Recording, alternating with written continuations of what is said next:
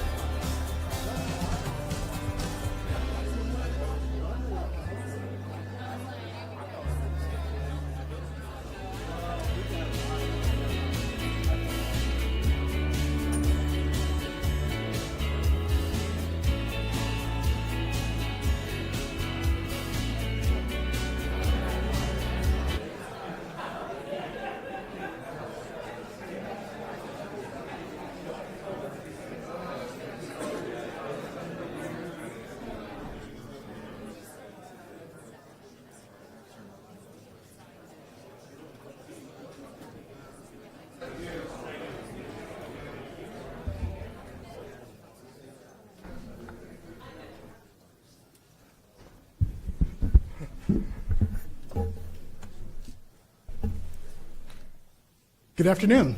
I'm De'Carlon Seewood, City Manager, and it's my honor to present the 2025 State of the City Address. Recently, I celebrated my 5th year with the City of Columbia, and in that time, I've gotten to know many of you, and I've had the pleasure of speaking with countless of residents. From those conversations, I've realized that while we have different perspectives, we all share the same common goal, and that is to improve Columbia. In my 29 years experience in local government, including 18 years as a city manager, I've worked for 7 different cities. Each one has its own personality, its own culture, a sense of uniqueness all its own. Geographically, here in Columbia, we're located in the middle of the state, but we are far from middle of the road. For me, there's an aura of excitement that comes with living in a college town. Our colleges and university places us on an international stage. I've never worked somewhere where there's so many amazing events that we can experience together, or a trail system that connects the city. Not to mention, this is a place that is so supportive of new businesses and new community members. These connections we share as a community are what makes Columbia unique. However, what truly connects us, no matter where we live, are the common threads, topics that community members recognize that are important. The beauty of these connections is even if we disagree on how they should be handled, we do agree on the importance of them and for the importance of the well-being of our community. In a time when so many things divide us, it's the things that we share in common that brings us together. And in today's world, I think it's important that we take the time to remember the things that connects us. So today I want to focus on the key areas that I think we can find common ground, like our shared space for a safe community, strong connections with our neighbors, and access to great amenities that improve our quality of life. I'd like to begin to talk about the city's engagement efforts. While engagement may have come to seem like a buzzword, for us, our efforts to connect our community members has had some positive impacts. Much of what the city does is complex and nuanced. Take our 25 fiscal year budget, for example, which is 460 pages. Now, I don't know if many of you are accountants, but for those of us who are not, that can be daunting. In addition to the complexity of the things we do, some of our community members have expressed that they felt disconnected with the city's lack of transparency. In our community survey, which was completed in December, 46% of the residents who responded said they were dissatisfied with how open the city is to public involvement or input from our residents. And for us, that's a real problem as a service organization, because everything we do is for the people that live and work in Columbia.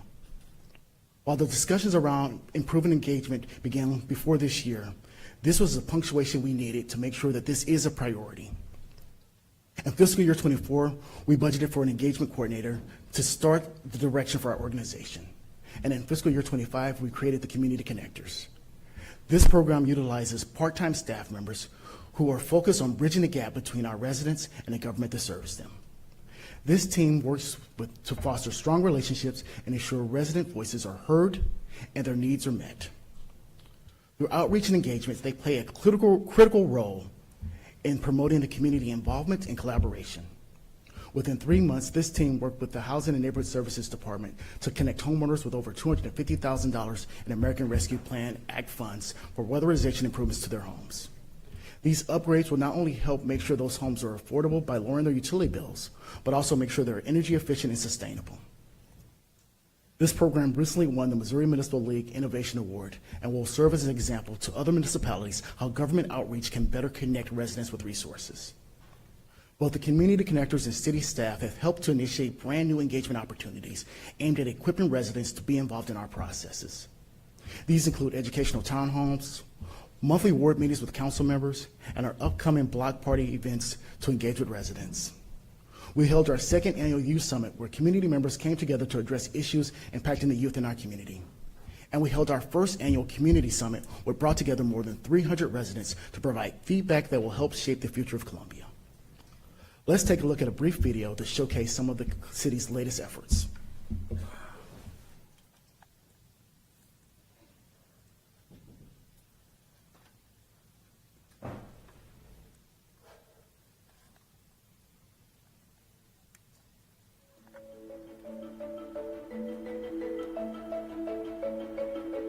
Our residents are at the forefront of everything we do, and we believe their opinions will help create the best future for Columbia. To best exemplify our commitment to the community, the City of Columbia has a new team of employees dedicated to engaging with the community. The Community Connectors program helps put a face to the government that works to serve its residents. This team connects residents to resources to help them thrive and helps residents navigate sometimes complex government processes.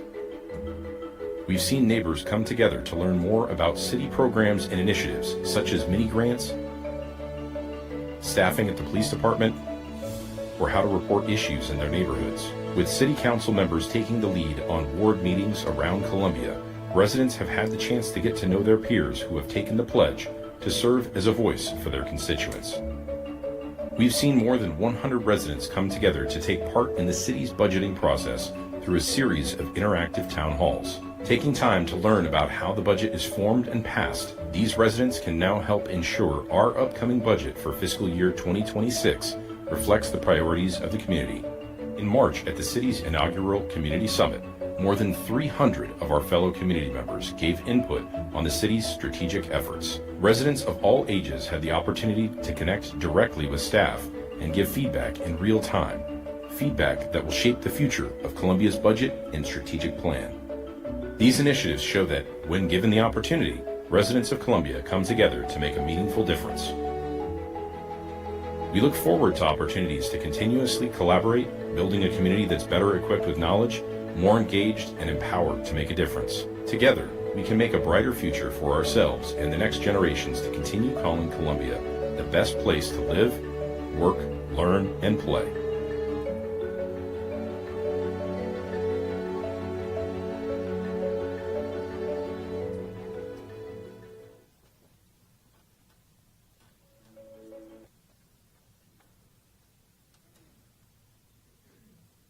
I'm excited about these new initiatives, but our work is far from over. We're continuing to explore common threads, the shared values, experience, and interests that brings us together as a community. As part of this, we want to hear from you. What topics should the city focus on to better educate and inform residents? Your input will help us build stronger connections through knowledge, understanding, and shared purpose. I would like to invite each of you today to let us know which topics you think the city should prioritize in its engagement with residents. On the screen, you'll see a QR code that allows you to submit your ideas. In the back of the room, you'll also find feedback forms that you can fill out before you leave. Your input will help us ensure that we're creating valuable opportunities for the community members to come together around issues that matter most. Now, I've already mentioned that the city is a service organization, but beyond that, we're a full-service city. This means that we provide many services that other cities do not. For example, we provide all utilities with the exception of natural gas. We also have an airport, a railroad, and a public transit system. These amenities are crucial to our residents. As the city continues to maintain these important services, it must ensure that they remain affordable and that our community can weigh in on how they're administered. To this end, we are currently compiling feedback on performance of our 5 different utilities. In February, we partnered with ETC Institute to assess resident satisfaction. With this information, our utilities department can better serve its customers by providing reliable and efficient services. We're also in the process of conducting a water utility cost of service study. This study was discussed with the City Council earlier this month and will help determine how much revenue the city needs to provide quality drinking water to our customers while balancing the impacts to their checkbooks over the next 10 years. We're also moving forward with the improvements to McBain Water Treatment Plant, a critical investment for our water infrastructure. This project will restore the plant's capacity to treat 32 million gallons of water per day and includes major rehabilitation and replacement work designed to enhance performance and extend the life of the facility. Construction is on track to be completed by the summer of 2026. In March, we celebrated 1 year with roll cards. Not only has automated collection increased efficiency, it has addressed our top priority, improving working conditions for our employees. In the old manual collection system, safety for our workers was a major concern, and hiring and retaining crew members proved difficult because of it. Automatic collection has alleviated these issues. Injuries have decreased, attendance has increased, and retention has improved. While we were excited to resume curbside recycling last March, Mother Nature had other plans. As you may know, in April, an EF1 tornado destroyed our material recovery facility, which processes our recycling. As we continue to evaluate our options, we've asked customers to continue their habits of recycling. We plan to be able to process at least some of the recycled materials in the near future. We will meet with the City Council June 2nd to discuss plans for rebuilding the facility and the future of recycling in Columbia. During this time, we'd like to thank customers for their patience. We know that protecting our environment and caring for the cleanliness of our community is one of the things that we share. As we discuss the future of utilities in Columbia, I'm excited to announce that Erin Keyes will step into the role of Director of Utilities next week. She has served as the interim director since March, and I'm excited to have someone with her years of experience in the various utilities to help uphold the high level of service for our residents. Just as we work to maintain municipal service lines, staff is also working tirelessly to protect the health of our community. Each year, Columbia Boone County Public Health and Human Services supports thousands of residents within the city and across Boone County. This year, the department was reaccredited by the Public Health Accreditation Board. By keeping the status for another 5 years, the health department has shown that it meets the board's quality standard and is committed to continually improving and evolving its efforts. But let's let the numbers do the talking. Columbia Boone County Public Health and Human Services distributed more than 5,000 doses of naloxone, also known as Narcan, responded to more than 3,000 calls for service by animal control, and had more than 21,000 office visits by WIC participants. Despite this department's proven ability to promote the well-being of Boone County residents, it has recently faced challenges regarding to funding. Like many city departments, the health department relies on federal funding to expand the scope of services it offers. And in April, the department lost over $800,000 in grants. Despite these cuts, the health department remains committed to upholding this mission. In the face of these challenges, the health of our community remains one of the vital things that connects us.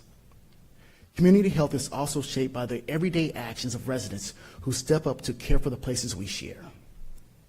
One of the most powerful expressions of this connection is the work of our volunteers, whose time and dedication directly supports the well-being of our shared spaces. After a 5-year pause, Clean Up Columbia returned with remarkable energy. Over 1,000 volunteers came together, dedicating over 2,100 hours to collect more than 1,600 bags of litter. Their efforts reflect a deep commitment for the health and beauty of our city. Each year, thousands of volunteers contribute more than 9,000 hours to pick up more than 11,000 bags of litter, reminding us that caring for our community is one of the many things that brings us together. Another thing that makes Columbia so special is a commitment to the amenities that connect us, such as the Columbia Regional Airport. The Columbia Regional Airport has seen continuous improvement. Many of you probably remember the old facility before the construction of the new $23 million, 52,000 square foot terminal. Although we've come a long way, we're still making updates that will make flying through CLU a more convenient and enjoyable experience. The one way we're ensuring that we're meeting the community's needs is through planning. The Airport Master Plan, which outlines short and long-term plans for the airport's future, will be completed this summer. This plan will allow us to look ahead at potential ways to grow. It includes resurfacing the parking at the airport, which is free, and improving Airport Drive. A major highlight to travelers is now that they're able to visit Tailwinds Market at the terminal. The market allows customers to quickly purchase food and beverages with just a tap of a credit card or debit card. And yes, this does mean that you can grab a snapper before your flight if you're feeling a little adventurous. And just yesterday, we announced that United Airlines is returning to CLU with flights to Chicago and Denver. These flights will be available in September, but travelers can start booking today. Bringing new destinations has always been a priority for the CLU, and this partnership will make business and leisure travel even more convenient for passengers. Just as the city ensures efficient air travel, we also focus on providing transportation options within the city. In addition to the airport, the city operates free bus and paratransit routes, further showcasing its commitment to serving the diverse needs of its residents and visitors. Go Como has been in the news frequently for the last year, and it's no secret the city has faced some challenges recruiting bus drivers. This is a trend that cities are facing nationwide. In response, the city has increased wages, hosted several job fairs specifically focused on recruiting bus drivers, and offers in-house CDL training. We'll continue to focus our efforts to fill vacancies in hopes of expanding this invaluable service in the future. This year, With the help of a consultant, we began a comprehensive transit study. This study has so far identified several tiers, including near and long-term plans to expand service areas and reduce wait times. The City Council has asked for the transit consultant to look into several additional factors, but we anticipate this work should be finished late this summer.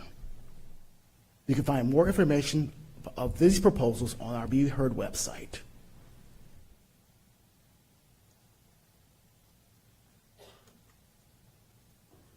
In order to best serve all travelers, our Public Works Department is also re-examining our Complete Street policy. Complete streets are designed to enable safe, accessible, and comfortable travel for all users, regardless of the mode of transportation. Many of Columbia's older streets were originally designed with only vehicles in mind, neglecting to prioritize sidewalks, bike lanes, or safe crossing. The updated policy will enhance sidewalks, improve transit access, and prioritize adding more bike-friendly routes. It will also ensure our existing infrastructure for vehicles remain a priority and continue to support efficient, reliable travel.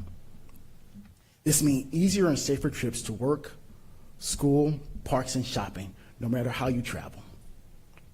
Over the next year, the city will review existing street design policies and gather public input to help shape this update. Residents have already participated in walk and bike audits, and they still have opportunities to attend community meetings and participate in surveys to share their thoughts on street safety and accessibility. The revised policy is expected to be finalized in the summer of 2026. Public Works is also in the process of hiring a consultant to lead a revitalizing study for the Business Loop 70 in coordination with the Loop CID. This study will include improving safety for both motorized and non-motorized users, address multiple modes of transportation, provide aesthetics along the corridor, and improve economic vitality. The improvements strive to refresh the corridor and support a growing network of community service and education centers. Public Works has also worked with the Missouri Department of Transportation to enhance accessibility along Clark Lane. This heavily traveled road currently has minimal pedestrian crossings. This, along with poor lighting and other infrastructure factors, has contributed to crashes in this area. This project was ranked #1 in the 2025 Capital Improvement Sales Tax Ballot Project List from a safety perspective. While I've highlighted a few major projects that we are currently undertaking, this represents only a small fraction of the project the Public Works Department is doing. You can find an extensive list of our capital projects on our website. Our Public Works Department is not the only one working to enhance the spaces that connect us. Parks and Recreation plays an essential role in ensuring that all of us have access to outdoor spaces where we can come together and enjoy the natural beauty of Columbia, or lean into our more competitive side over recreational sports. If there's one sport in recent years that comes to mind when we talk about being competitive, it's pickleball. This past fall, the tennis and pickleball court complex at A. Perry Phillips Park opened, helping to meet the growing demand for pickleball while continuing to provide dedicated tennis courts for park patrons. This project was partially funded by a Land and Water Conservation Fund grant administered by the Missouri Department of Natural Resources. This allows the department to maximize funding of the project and to include the court construction, along with a parking lot, a small shelter, and restrooms at the park. Park staff has also completed multiple renovation projects at the Activity and Recreation Center, or the ARC, to address the necessary infrastructure improvements to this 23-year-old facility. These projects ensure that the department continues to emphasize the longevity of parks and recreation facilities through a dedicated park sales tax. In addition to bringing us together over shared love of sports, Parks and Recreation maintains a system of trails keeping people connected to our community. This year, with the completion of Phase 1 of the Pershing Creek Trail, created a key non-motorized transportation option for citizens on the west side of Columbia to access the MKT Trail. This also provides further access to the Katy Trail, downtown Columbia, and the University of Missouri. Just as our parks and public spaces bring us together and provide opportunities for recreation and relaxation, having a place to truly call home is essential to the fabric of any community. Whether it's in the neighborhood close to a park, a quiet street, or near one of our community hubs, a home provides the foundation for a strong, connected life. Another concern that unites us as Columbia is our collective effort to tackle the local housing shortage through a community-driven approach. While the city is not in the business of building homes, we've allocated resources to address Columbia's shortage of attainable housing. Last year, we established our Housing and Neighborhood Services Department. Within the first year, the department organized a housing summit in partnership with Boone County to review a joint housing study. The summit brought together people to learn about local housing-related plans and determine next steps to address affordable housing in Columbia and Boone County. Those in attendance included developers, homeowners, renters, and individuals experiencing homelessness. The housing study, done in partnership with Boone County, inventoried our current housing supply and outlined recommendations. The city are now taking those recommendations and implementing strategies to increase the availability of affordable and attainable housing in Columbia. This has included creating an affordable housing trust fund and evaluating updates to the city's Unified Development Code to allow for a more streamlined review process. It also prioritized strategic proactive code enforcement that keeps our existing housing stock well maintained. We understand that maintaining our current housing inventory allows more people to plant their roots in Columbia. As we continue to combat the housing crisis, we understand that attainable housing means different things to different people. The City of Columbia, like many other communities, continue to face a growing number of individuals experiencing homelessness. The city is committed to addressing this housing crisis at all levels. One of those ways is connecting these individuals to housing. In 1 year's time, our community was able to move 246 individuals into housing. As we continue to explore ways to expand housing access, specifically for those experiencing homelessness. This is a community issue that cannot be solved by one organization or one entity alone. It will take the entire community coming together to address this on a local level. Additionally, the city is also addressing other issues that impact individuals' access to housing. In April, the city partnered with the Columbia Housing Authority and Columbia Board of Realtors to host a fair housing event. In honor of Fair Housing Month, this event provided valuable information and resources to help ensure the equal housing options for all residents. In order to preserve availability of residential housing, the city has also created a new ordinance to regulate short-term rentals. This ordinance has helped ensure that we are fulfilling our role in supporting diverse and affordable housing options while encouraging home ownership in all areas of the city. As we address our housing challenges, we also recognize that economic development plays a crucial role in creating opportunities for residents, ensuring that Columbia remains a vibrant place to live and work. A strong economy not only supports job creation and business growth, but also helps generate the resources needed to tackle the challenges we face. Over the past year, Regional Economic Development, Inc., or REDI, the city's economic development partner, has focused on supporting businesses to ensure that we remain competitive and provide good-paying jobs for our residents. This year, Schneider Electric selected Columbia as a key site for its nationwide expansion. This expansion will create 214 new local jobs. The Paris Road facility will soon have expanded production capabilities, strengthening our local manufacturing sector. This project was completed through the collaborative effort of REDI, Boone County, and the Missouri Department of Economic Development with the support of Chapter 100 tax abatement bonds. Chapter 100 bonds also allowed Kraft Heinz Company to make a $93 million expansion in the Columbia's facility.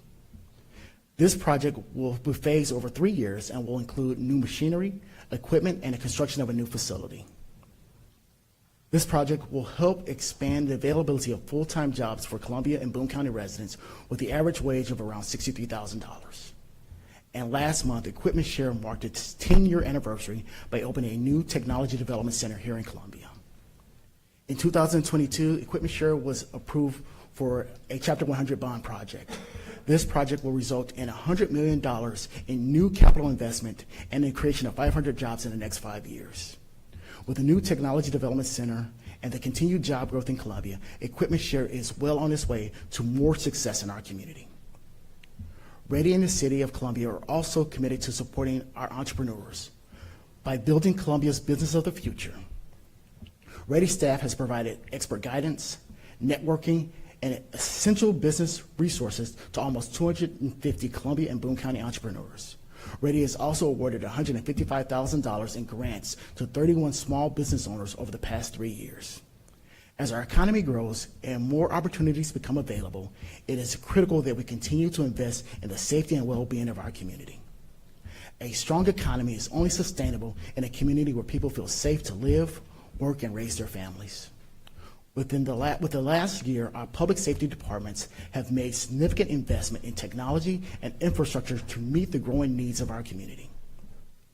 The Columbia Police Department is in the process of installing license plate readers around Columbia. These flock cameras provide real-time alerts to law enforcement when they detect a stolen vehicle or vehicles listed on a crime database. They also notify authorities if vehicles are connected to a missing person, such as an Amber Alert or Silver Alert. This technology will assist Columbia Police Department in solving crimes more quickly.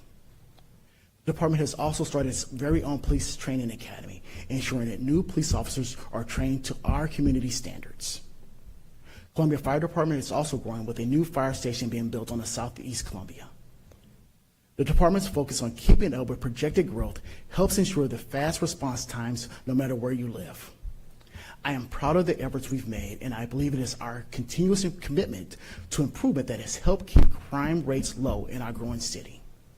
Join me in watching a video highlighting the important role that these departments are playing in our community.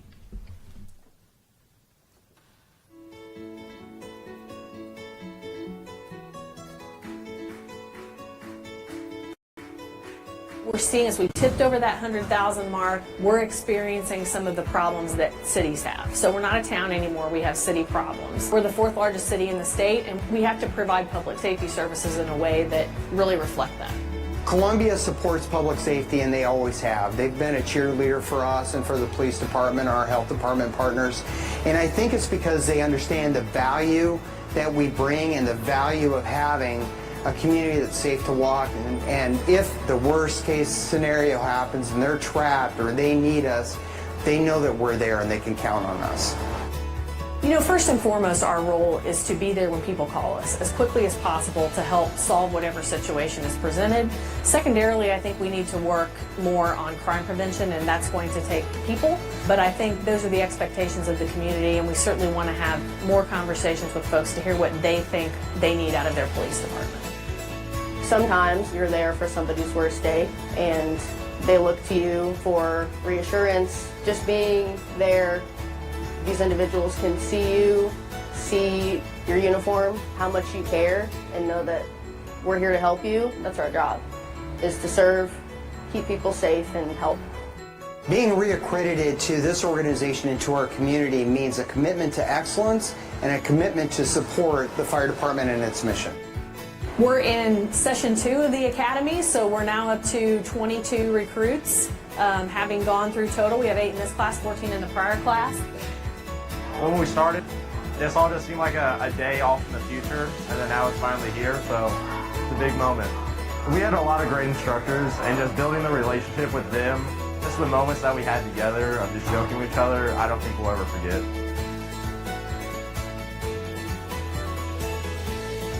The fire department's role in public safety is leadership. Our intent and our purpose for being here is to provide the safest community that we have and make sure that we support all the other functions of the city so that they can be successful as well. Everything that we do is focused on improving the lives of the people that live and commute and travel through our community. Everything we do is improving people's lives.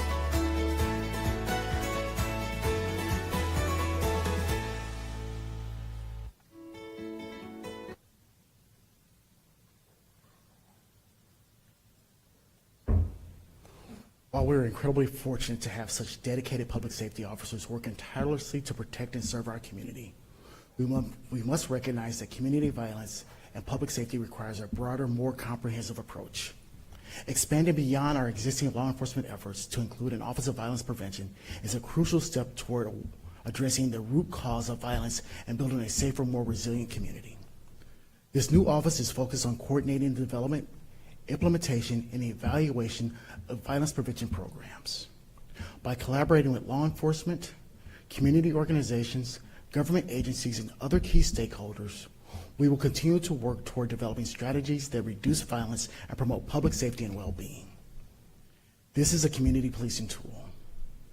DeMarcus Thomas Brown, who has been overseeing the department for over a month, is already beginning to make meaningful progress. His experience, training, and strong ties with the community are providing valuable as he continues to engage residents and local partners working toward a safer, stronger Columbia.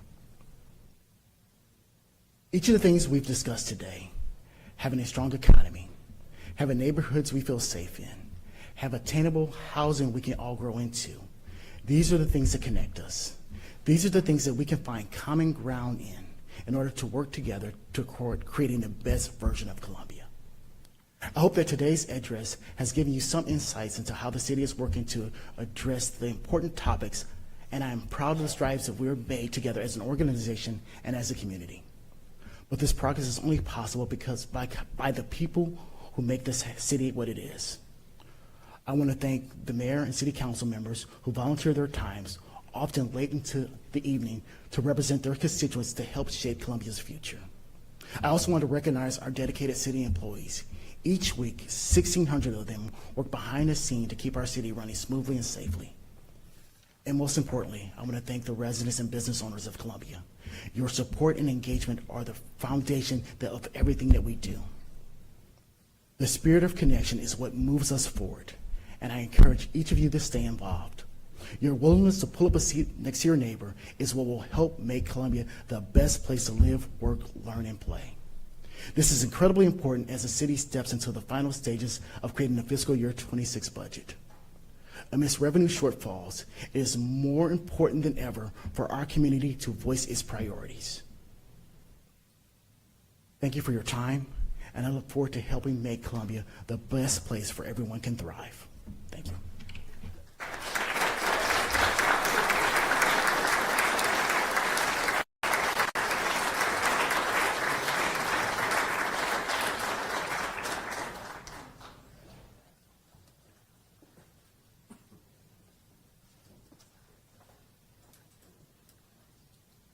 All right, thank you for taking time with us today before your long weekend. We appreciate it. We do want to invite our media partners to join us in 1A so they can have an opportunity to speak with City Manager Seewood about the address that he just gave.